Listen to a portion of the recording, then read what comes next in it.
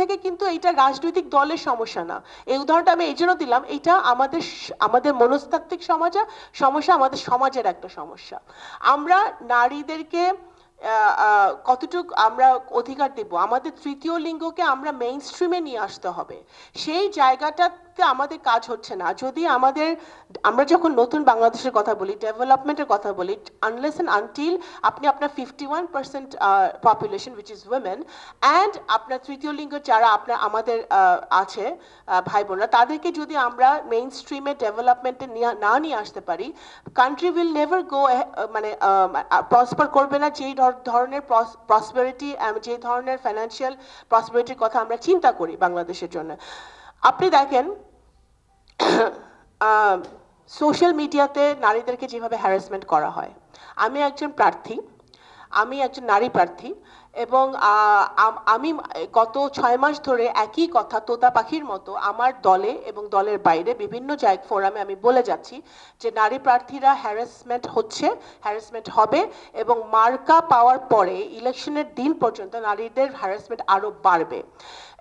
এবং এই জায়গাটা থেকে কিন্তু রাজনৈতিক দলগুলো বা নির্বাচন কমিশনেরও খুব একটা যে ফোকাস আছে আমি দেখি না।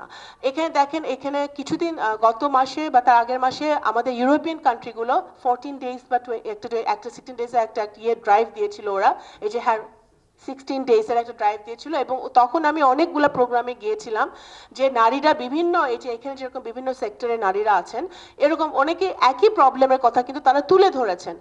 কোন রাজনৈতিক দলকে দেখেছেন এই 16 ডেজকে আইডেন্টিফাই করে একটা স্টেটমেন্ট দিতে?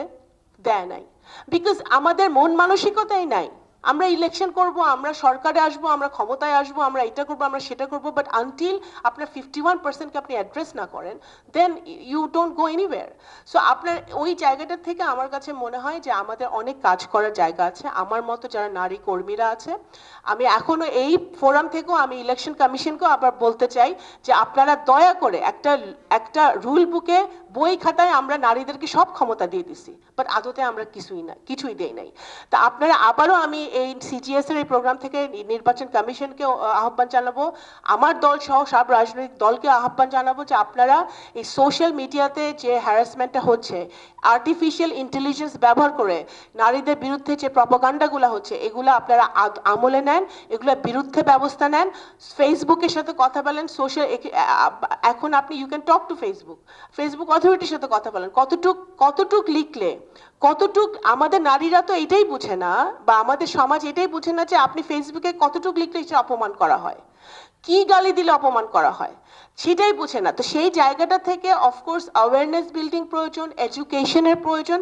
তো সেই জায়গাটা কিন্তু আমাদের রাজনৈতিক দলগুলো আসতে হবে। তো সুতরাং আমার এক রাজনৈতিক কর্মী হিসেবে আমি বলতে চাই যে আমরা অনেক এগিয়েছি, দেশ অনেক এগিয়েছে।